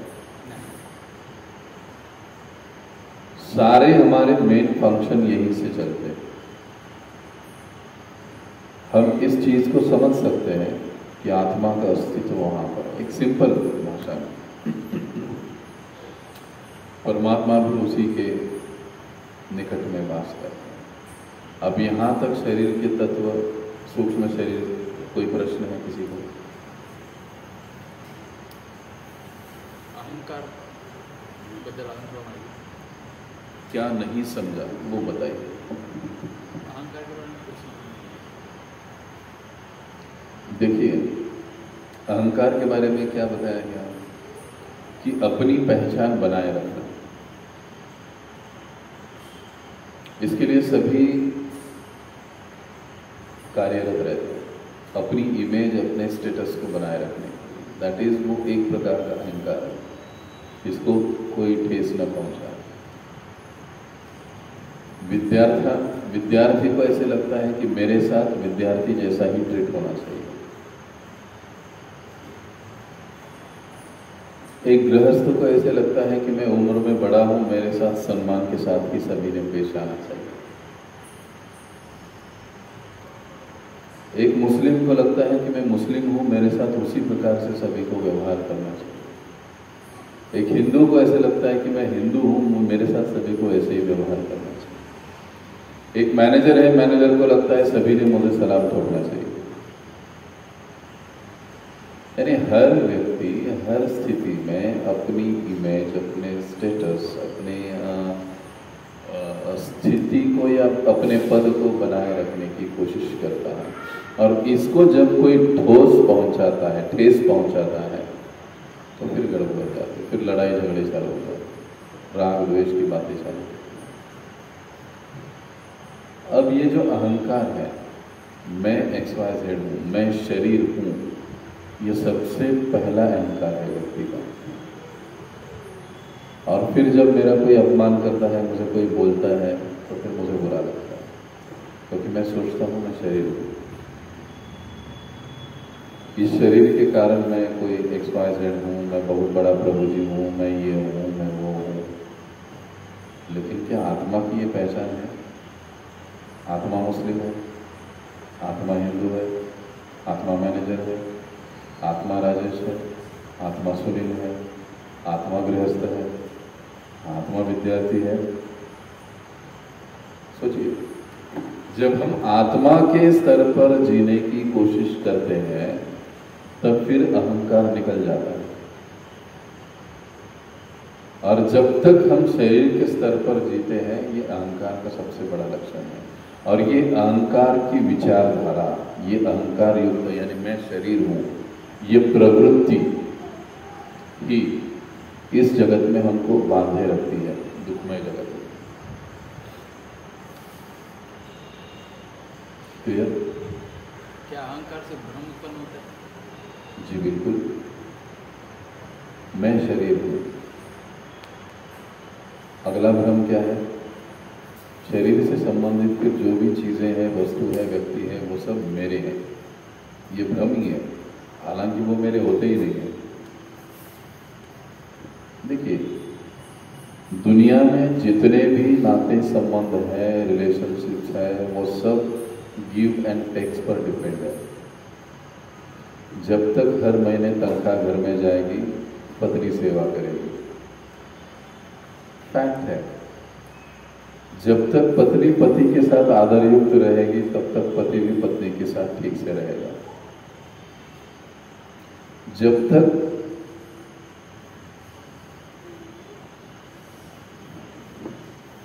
बच्चे या जब माता पिता बच्चों को संभालते हैं, इसका एक कारण ये भी होता है बुढ़ापे की सहारा वो बने, अपेक्षा होती है। हर संबंध कुछ न कुछ तो निजी स्वार्थ पर टिका हुआ होता है, और जैसे ही उसमें कुछ दरार आ जाती है, संबंध खराब हो जाते हैं। लेकिन फिर भी हम क्या मानते हैं कि ये सब मेरा है, ये मेरे काम आने वाले हैं। लेकिन ऐसा होता नहीं। अहंकार से अलग अलग प्रकार के भ्रम उत्पन्न होते हैं, और उस भ्रम में व्यक्ति जीता भी है। लेकिन जब आत्मा के ज्ञान को वो समझता है, तब वो इस अहंकार से और भ्रम से छूटता है। और यही गुरु का काम होता है कि कैसे वो अज्ञान से शिष्य को दूर करे, आत्मा का ज्ञान देकर। इसीलिए इतना बड़ा युद्ध सामने पड़ा हुआ है, लेकिन इसके बाद भी कृष्ण अर्जुन को सबसे पहले आत्मा का ज्ञान दे रहे हैं। वैसे देखा जाए, प्रैक्टिकली दृष्टिकोण से देखा जाए तो उसका कुछ जरूरत ही नहीं वहां पर बताने का। ये तो सब्जेक्ट का डाइवर्शन हो गया। अरे वो लड़ाई की बात कर रहे हो और तुम आत्मा की बात बता रहे हो। लेकिन जब तक इस चीज को हम नहीं समझेंगे तब तक हम जीवन की अगली स्थिति तक पहुंच ही नहीं सकते। इसीलिए सबसे पहले भगवान ने अर्जुन को गीता में आत्मा का ज्ञान दिया। ये उसे समझाया कि भाई तू ये शरीर नहीं है जो तू सोच रहा है ना, ये मेरे वो मेरे, ये ऐसा हो वैसा, तेरा स्वरूप आत्मा है, तू आत्मा है। उस दृष्टि से तुम सोचो। और फिर भगवान ने आत्मा को उपदेश दिया। और एक क्वेश्चन। हाँ पूछो यार। हाँ बोलिए। क्या ब्रह्म से ही मोह उत्पन्न होता है या ब्रह्म ही मोह है? मोह का मतलब क्या? भ्रम का मतलब है ऐसी स्थिति या ऐसी वस्तु जो अस्तित्व में नहीं है, उसको हम कहते हैं कि वो अस्तित्व में है। एक्चुअल में मेरी नहीं है, लेकिन मैं ये मान के चलता हूं कि वो मेरी है। दैट्स कॉल्ड भ्रम। अब मोह का मतलब क्या? मोह दैट मीन्स एक तीव्र अट्रैक्शन किसी के प्रति, वस्तु के प्रति, स्थान के प्रति, या किसी खाने की वस्तु के चीज के प्रति हमारा एक अट्रैक्शन होता है कि मुझे ये चीज बहुत अच्छी लगती है। दैट्स कॉल्ड मोह। जैसे गीता में एक श्लोक में भगवान कहते हैं, ध्यायतो विषयांस्पुष संगस्तेषु उपजायते संगात् सज्जायते कामो कामात् क्रोधो विधीयते। विषय का चिंतन करने से मोह उत्पन्न हो। ध्यायते विषयांस्पुष संगस्तेषु उपजायते। जब व्यक्ति बार बार किसी विषय पर सोचता है तो वैसी संगति की ओर हो जाता है। संगात् सज्जायते काम। जब वो संग में जाता है तो फिर और अधिक आकर्षण उत्पन्न होता है, मोह उत्पन्न होता है और आकर्षित होता है। तो मोह उसकी अगली स्थिति है, भ्रम में रहना और फिर उस भ्रम को प्राप्त करने की कोशिश करना, तीव्रता से उसकी ओर दौड़ना, ये मोह हुआ। इसीलिए पूरी भगवद गीता सुनने के बाद अंतिम में अर्जुन भगवान से क्या कहते हैं? नष्टो मोहो स्मृति लब्ध्वा, कि हे कृष्ण, अब मेरा जो मोह है वो नष्ट हो गया। उसका मोह किसके लिए था? अपने सगे संबंधियों के लिए, बाकी की चीज़ों बातों के लिए, बाकी के सारे कर्मकांड के जो भी उसने रीजन बताए थे कि मुझे युद्ध नहीं करना है, उसमें उसका मोह था। लेकिन गीता का ज्ञान सुनने के बाद उसका सारा मोह नष्ट हो गया। मोह नष्ट हो गया इसका मतलब क्या? भ्रम नष्ट हो गया। भ्रम नष्ट हो गया इसका मतलब क्या है? अज्ञान नष्ट हुआ। अज्ञान नष्ट हुआ इसका मतलब क्या है? ज्ञान की प्राप्ति।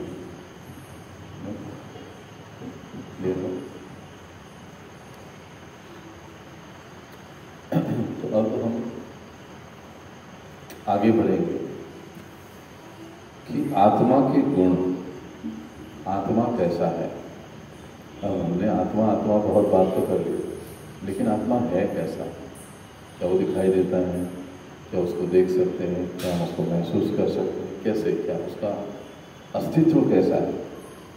पूरा गीता का जो दूसरा अध्याय है, पूरा दूसरा अध्याय है भगवान आत्मा के अलग अलग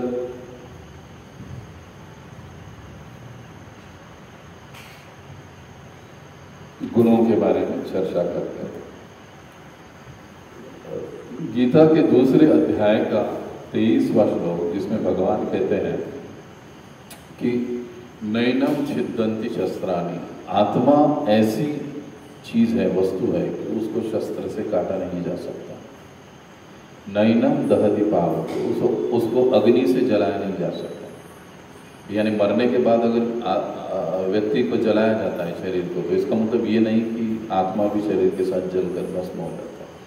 गीता में भगवान बताते हैं नैनम दहति पावक, नैनम छिद्दन्ति शस्त्राणि नैनम दहति पावक न चैव न क्लेदयन्त्या, न उसको हवा से सुखाया जा सकता है, न उसको जल से भिगोया जा सकता है। ऐसा आत्मा का अस्तित्व है। यानी वो अछेद्य है, उसको काटा नहीं जा सकता, उसके टुकड़े नहीं हो सकते, उसको मारा नहीं जा सकता। मुझे एक सवाल, इस श्लोक में नैनम मतलब आत्मा नहीं, नैनम छिद्दन्ति शस्त्राणि नैनम दहति पावक न चैन क्लेदयन्त्यापो न शोषयति मारुतः। आत्मा क्या है उसके बारे में भगवान यहाँ पर बता रहे हैं।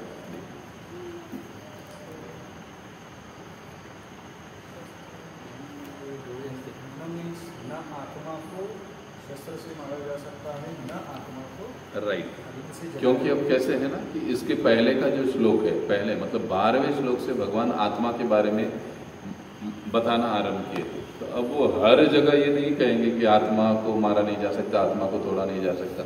अब क्योंकि बात आत्मा की चल रही है तो आत्मा के सारे गुण एक साथ अब आहिस्ता आहिस्ता वो सब बताया जा रहा है। तो इसलिए यहाँ पर इस श्लोक में भले ही आत्मा शब्द नहीं है, लेकिन उसका तात्पर्य आत्मा से ही है, क्योंकि पहले पिछले 22-21वें श्लोक में वो सारी बातें आ गई आत्मा के बारे में। तो अछेद्य ये है, आत्मा को काटा नहीं जा सकता। अब दूसरा गुण कि आत्मा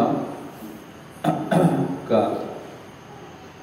अस्तित्व शाश्वत है, मतलब वो हमेशा से बना रहा है, बना रहता है और बना रहेगा। ऐसा कोई समय नहीं है कि आत्मा का जन्म हुआ। वो अनादिकाल से भगवान के साथ ही आत्मा भी अस्तित्व में है। और इसके लिए भगवान गीता में बताते हैं नत्वे वाहम जातुनासम नत्वम नेमे जनाधिपा, कि हे अर्जुन, ऐसा कोई समय नहीं था कि मैं और तुम नहीं थे, ये राजा और तुम या मैं नहीं थे, ऐसा कोई समय नहीं था, न होगा न हुआ है। यानी हम सभी का अस्तित्व शाश्वत है। इसीलिए हम परमानेंट के पीछे भागते हैं ना, क्योंकि हम परमानेंट है। इसलिए हम हर वस्तु में शाश्वतता देखते हैं, क्योंकि हम लोग वास्तविकता में शाश्वत है। इसलिए हमको लगता है कि शरीर भी शाश्वत रूप से रहना चाहिए, मेरे साथ जो भी चीज़ें हैं वो शाश्वत रूप से रहनी चाहिए, क्योंकि हम शाश्वत हैं। लेकिन प्रॉब्लम क्या होता है, हम शाश्वत है और हम लोग अशाश्वत चीज़ों के पीछे लगे हुए हैं। इसके लिए फिर दुख मिलता है, तकलीफ मिलती है। तो आत्मा का जो अस्तित्व है, वो उसका व्यक्तित्व है, वो शाश्वत है। तीसरी बात, आत्मा को आकार भी है, ऐसे नहीं कि आत्मा निराकार है।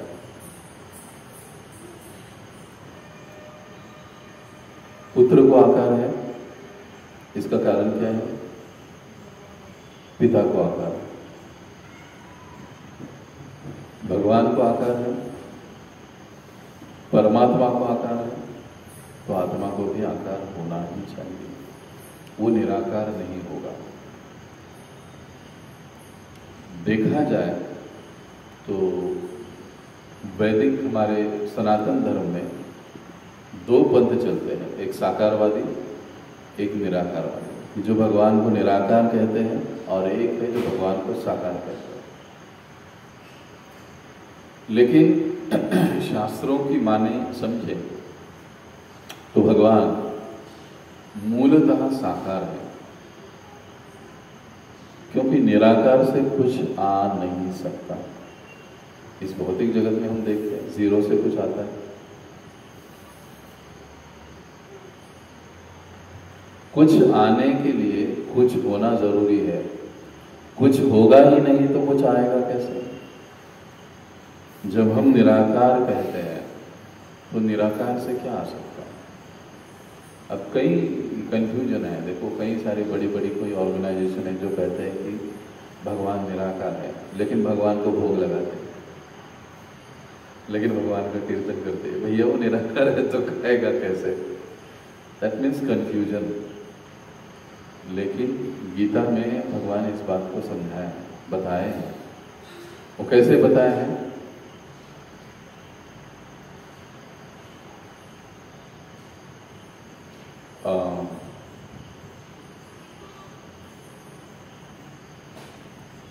भगवान गीता में एक स्थान पर कहते हैं जीव भूत सनातन, कि ये सभी जीव मेरे सनातन अंश है। यानी भगवान ने क्या कहा है, मेरे अंश है। इसका मतलब एक अंशी है, हम भगवान का धाम कहते हैं। घर किसका होगा, जिसका आकार है। मान लो हमारा आकार ही नहीं होता तो हमको बंगला बनाने की जरूरत पड़ती है, लेकिन हम वैकुंठ धाम कहते हैं, भगवान का धाम कहते हैं। इसका मतलब भगवान का आकार है। अब ये भी नहीं कि भगवान सिर्फ साकारी है, निराकार नहीं है। भगवान अपने निराकार रूप में भी विद्यमान होते हैं, क्योंकि अनेक लोग भगवान की निराकार रूप को ही भजते हैं, उनकी श्रद्धा वैसी होती है, तो उनके लिए भगवान निराकार भी है। श्री ईशोपनिषद में इसका बहुत सारा विस्तारित वर्णन आता है। लेकिन उस निराकार ब्रह्म ज्योति के पीछे भगवान साकार रूप में विद्यमान है। और इसीलिए क्योंकि भगवान का मूल स्वरूप साकार है, आत्मा को भी आकार है। अब एक तर्क देखिए, तर्क की दृष्टि से देखिए, फिलॉसफी को छोड़िए। हमारा शरीर बढ़ता है, फिलॉसफी से हम लोग कभी कभी बोर भी हो जाते हैं, बातें पल्ले नहीं पड़ती है। कभी ऐसे होता है क्या कि इस हाथ से ये हाथ ज्यादा बढ़ गया, ये कान से ये कान ज्यादा बढ़ गया, क्यों ऐसा कभी सोचा है? सोचा है कभी किसी पशु पक्षी के बारे में या मनुष्य के बारे में? कभी ऐसे होता है? अब देखिए दूसरा उदाहरण। अब ये कुर्ता, जब दर्जी कुर्ता सीता है तो मेरे नाप के अनुसार सीता है। जैसा मेरा नाप होगा वैसे ही वो कुर्ता सिएगा, उसी माप, और वो मुझे फिट आएगा। न कोई हाथ ज़्यादा होगा, न कोई हाथ कम होगा, न कोई शोल्डर नीचे होगा, ऊपर होगा, वो बराबर ठीक सिएगा, क्योंकि मेरे नाप के अनुसार उसने बनाया। अब ये बात हुई कुर्ते की, तो ये शरीर भी तो कुर्ते के जैसे ही है ना। ये भी तो एक वस्त्र है, इस शरीर का ये वस्त्र है। और आत्मा का वस्त्र क्या है? शरीर है। तो अब अगर आत्मा को शरीर दिया गया है तो उसके आकार के अनुसार ही दिया गया ना, वो उसके आकार के अनुसार ही बढ़ेगा ना। अगर आत्मा को आकार ही नहीं होता तो शरीर उस प्रमाणबद्ध आकार में कैसे बढ़ता? दो हाथ, दो पैर, कान, नाक, हाथ, सब कुछ कैसे बढ़ता? सिंपल इस चीज से हम समझ सकते हैं कि जिस प्रकार से ये कुर्ता इस शरीर के लिए प्रमाणबद्ध रूप से सिलवाया जाता है, उसी प्रकार से ये शरीर आत्मा के आकार के अनुसार ही बनाया गया है। कुत्ते का भी आकार है, बिल्ली का भी आकार है, चींटी का भी आकार है, उनमें भी आत्मा है। सभी को वही चीज लागू है, आत्मा का आकार होता है।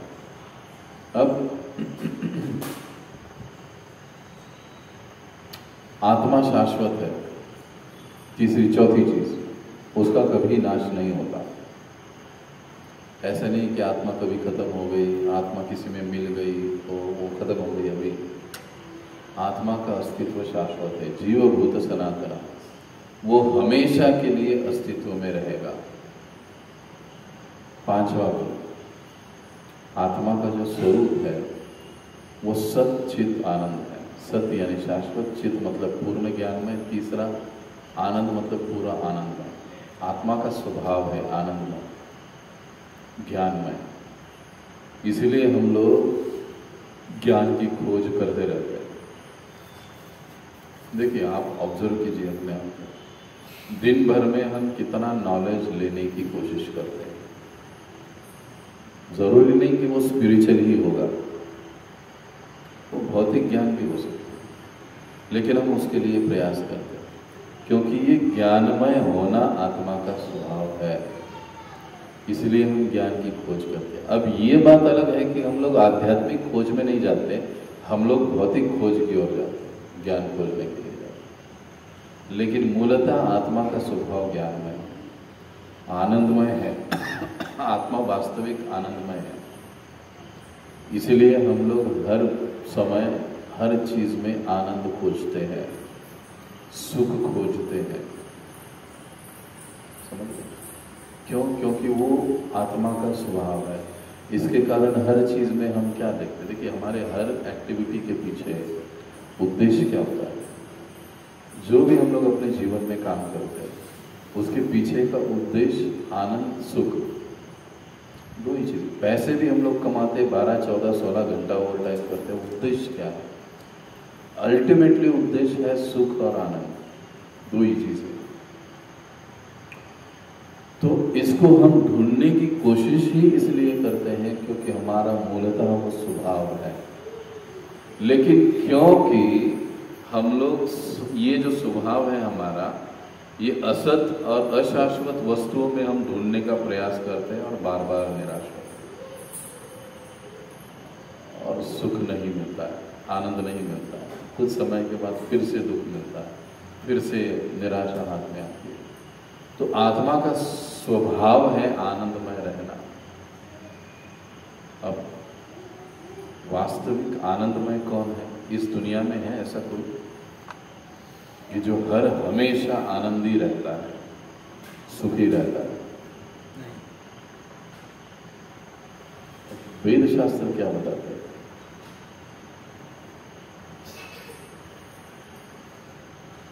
वेद शास्त्र मनुष्य को सिर्फ अध्यात्म में रमने की बात बताते हैं। बिल्कुल। भौतिक चीजों से तो वो सब ज्ञान परे है। परे। अगर एक सांसारिक आदमी सिर्फ वेदों को फॉलो करने के लिए या उसका शास्त्र फॉलो करने के लिए अगर मांगा तो उसके ऊपर जो फैमिली और जो पूरा मेंबर उनके ऊपर डिपेंड है, उनके प्रति भी वो। इसका जवाब जब हम 5वां जो विषय है कर्म, इस पर जब हम डिस्कशन करेंगे तब आपको गीता के आधार पर ही इसका जवाब मिलेगा। जो ज्ञान अर्जुन को दिया गया, बस अभी आपके सवाल का जवाब इतना ही समझ लिया मोटा मोटी। क्या अर्जुन अपनी जिम्मेदारी से भागा? यही आपके सवाल का जवाब है। उसने अपना कर्म किया, हालांकि पूरे गीता का ज्ञान उसे प्राप्त हुआ, भगवान ने दिया, उसने एक्सेप्ट किया, इसके बावजूद भी वो जंगल नहीं भागा, किसी मंदिर में जाकर नहीं बैठा, बल्कि उसने अपनी सारी जिम्मेदारियां पूरी की। वैदिक शास्त्र या भगवान कभी भी कोई भी अव्यवहारिक उपदेश नहीं देते। कई बार समझने में हम लोग गलती कर देते हैं। तो इसका और भी डिटेल जवाब जब वो 5वां हमारा विषय आएगा कर्म, उसमें आपको मिलेगा। तो जो आनंद की बात हम लोग कर रहे थे, वास्तविक आनंद में कौन है व्यक्ति इस भौतिक जगत में? लोग जिसे कोई अपेक्षा नहीं होती, क्या ऐसा आदमी आनंदी हो सकता है किसी चीज से या किसी? बिल्कुल। लेकिन फिर भी ये जो बात है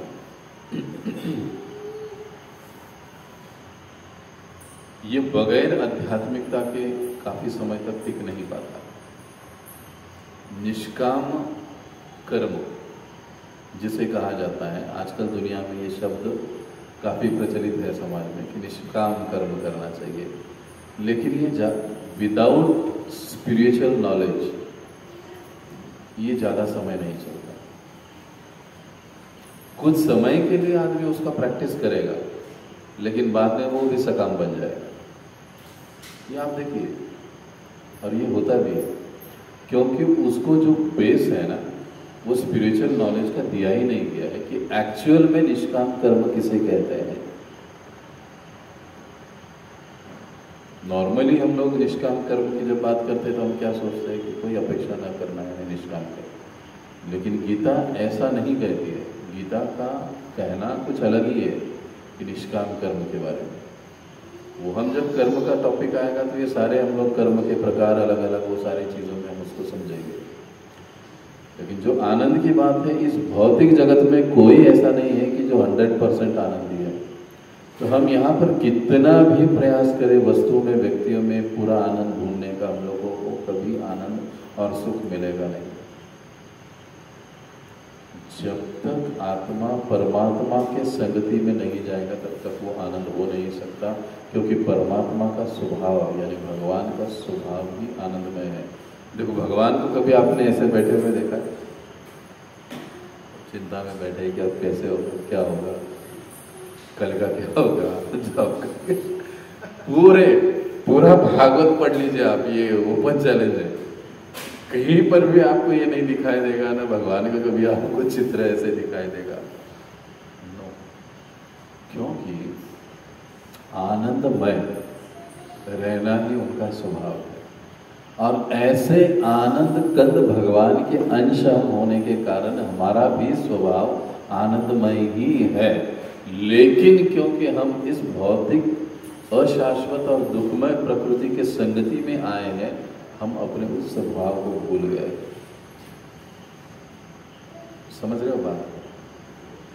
जैसे ही हम यह आत्मा परमात्मा से भगवान से जुड़ जाता है, पुनः वह आहिस्ता आहिस्ता अपने आनंदमय स्वभाव में आना आरंभ कर देता है। इसलिए आपने हरे कृष्णा वाले भक्त देखे होंगे, सभी हंसते मुस्कुराते हुए एकदम गोल गटोल होते मटोल, चिंता नहीं। क्यों? क्योंकि जैसे जैसे आध्यात्मिक साधना में साधक या वो व्यक्ति आगे बढ़ता है, वो स्वाभाविक ही अपने अंदर से ही उस आत्मिक आनंद की अनुभूति करता है, जो उसके चेहरे पे झलक जाती है। अब जो हम समझ रहे हैं सच्चिद आनंद आत्मा का स्वरूप है, ये गुण आत्मा का है। अब छठा, आत्मा का स्थान हृदय में होता है। सातवां, आत्मा को अपना आकार होता है। जैसे हमने देखा 7 लक्षण या 7 गुण आत्मा के बताए। श्वेताश्वेतर में श्वेताश्वेतर उपनिषद में एक श्लोक आता है, बालाग्रशत भागस्य शतधा कल्पितस्य च। हमारा बाल होता है, उसका अग्रभाग, आपने अगर बाल को कभी अगर ऐसे निकाला तो उसका जो जड़ होता है वो थोड़ा मोटा होता है, जैसे जैसे ऊपर जाएगा वैसे वैसे और पतला होते जाता है, पतला पतला पतला होते जाता है। तो बाल का जो अग्रभाग है ना, उस अग्रभाग के 100 टुकड़े करो, उसमें से एक टुकड़ा लो, फिर उस एक टुकड़े के और 100 टुकड़े करो, तो वो एक वाला जो टुकड़ा है ना बचेगा, वो एक टुकड़ा, वो यानी आत्मा का प्रमाण है। उतने साइज का आत्मा होता है। अब ऐसा कोई ये क्या कहते हैं वो उसको बना नहीं है कि उसको देख पाए। साइंस ने ऐसा कोई दूरबीन नहीं बनाया है जिससे उस आत्मा को देख पाए। इतना उसका जो प्रमाण है, अस्तित्व है, वो छोटा है। 10,000वां भाग, इतना उसका प्रमाण है श्वेताश्वेतर उपनिषद। तो ये आत्मा के गुण है जो कि शाश्वत है, नित्य है, आकार है, सच्चित आनंद है। ये गीता में सभी गुणों के बारे में विस्तार से चर्चा की गई। तो यहाँ पर हम रुकेंगे। किसी कोई प्रश्न है तो पूछ सकते हैं। यहाँ पर हमारा पहला टॉपिक जो है आत्मा का, गीता का पहला विषय पूरा हुआ है। अब कल से हम लोग भगवान कौन है, भगवान कैसे है, इस विषय पर चर्चा करेंगे। जैसे हमने प्रारंभ में कहा था ना, गीता के 5 विषय, ईश्वर, आत्मा, प्रकृति, काल और कर्म। तो अब हम कल से ईश्वर इस विषय पर चर्चा करेंगे कि क्यों ईश्वर है, ईश्वर कैसे है, ईश्वर कौन है, भगवान कौन है। इस पर किसी कोई प्रश्न है तो आप पूछ सकते हैं। मुझे प्रश्न नहीं है, मगर एक किस्सा शेयर करना था। बोलिए। मुझे मेरे पिताजी ने ये बात बताई। हाँ, एक राजा होता है, आपने जो पूछा अभी थोड़ी देर पहले बताया कि संसार में ऐसा कोई मनुष्य है जो आनंदी है, खुश है। हाँ, उसके बारे में ये सुखी माणसाचा सदरा। सुखी माणसाचा गोष्ट सगळ्यांना माहीत असते, पण ती आचरणात येत नाही, तोच प्रॉब्लेम आहे। ठीक, बरं ते आचरणात का येत नाही, त्याला रिझन आहे की एक गोष्ट असते ऐकणं, आणि ऐकून ती आपल्या जीवनामध्ये उतरवण्यासाठी ज्या आध्यात्मिक शक्तीची गरज असते ना, त्या आध्यात्मिक शक्तीच्या प्राप्तीसाठी आपल्याकडून काही प्रयत्न होत नाही. त्यामुळे ह्या ज्या जीवन जगण्यासाठीच्या ज्या महत्त्वाच्या गोष्टी आहेत त्या आपल्या जीवनामध्ये उतरवल्या जात नाहीत आपल्याकडून. आपण तिथे अयशस्वी ठरतो.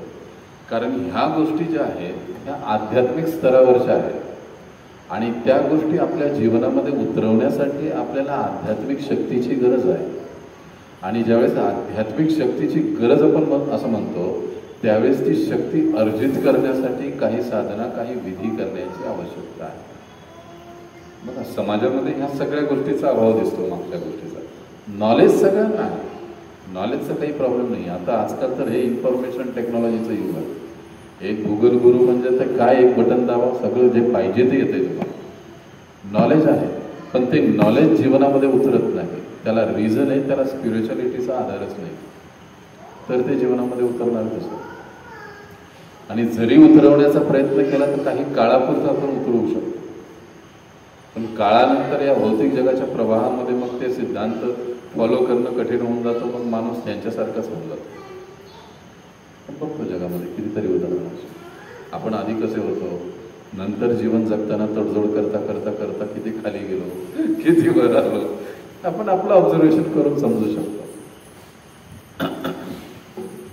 पण या कथेमध्ये शेवटचं लॉजिक मला मी लॉजिकली समजलं, हां, प्रॅक्टिकली मला समजलेलं नाही. तो जो व्यक्ती बोलतो, बरं, राजा असतो, त्याच्याकडे सगळं नगर असतं, सोनं नाणं, प्रजासुखी असते, बायको देतो, सगळ्या काही गोष्टी व्यवस्थित असतात. पण राजा म्हणतो की तरी पण मी सुखी नाही. हो, मग त्या गावात साधू आलेले असतात, साधूंना तो जाऊन भेटतो, साधूला सांगतो सगळ्या गोष्टी, मला सुखाची गरज आहे, सुख म्हणजे नेमकं काय सांगा. साधू म्हणतात की तू अशा माणसाचा सदरा घाल, कपडे घाल, जो सुखी आहे, तू पण सुखी होशील.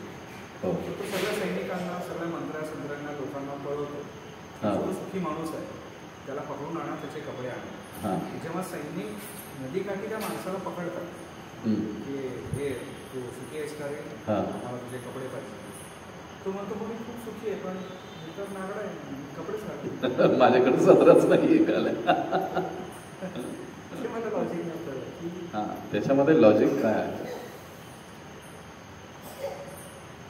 की जे सुख आहे किंवा जो आनंद आहे तो भौतिक वस्तूंमध्ये नाही. राजाचे जे सुख, साधनं, सुविधा आहे त्यामध्ये सुख नाहीच आहे. पण आपल्याला असं वाटतं की या गोष्टी प्राप्त केल्यानंतर मला सुख मिळेल, मला आनंद मिळेल, पण वास्तविक जे खरं सुख आहे ते त्याच्यामध्ये नाहीच आहे. म्हणून त्या गोष्टी प्राप्त झाल्यानंतर सुद्धा व्यक्ती सुखी होत नाही. उलट पक्षी या गोष्टींचा त्याग करून जो एक साधेपणाने आपलं जीवन जगण्याचा प्रयत्न करतो तो नक्कीच जास्त सुखी होतो. हे त्याच्या पाठीमागचं एक लॉजिक आहे. आलं लक्षात? सुख साधनांमध्ये नाही, सुख साधनेमध्ये आहे. ती आध्यात्मिक साधना. ओके, थांबूया आता पण इथे. जगद्गुरु श्रील प्रभुपाद की जय. श्रीमद भगवद्गीता की जय.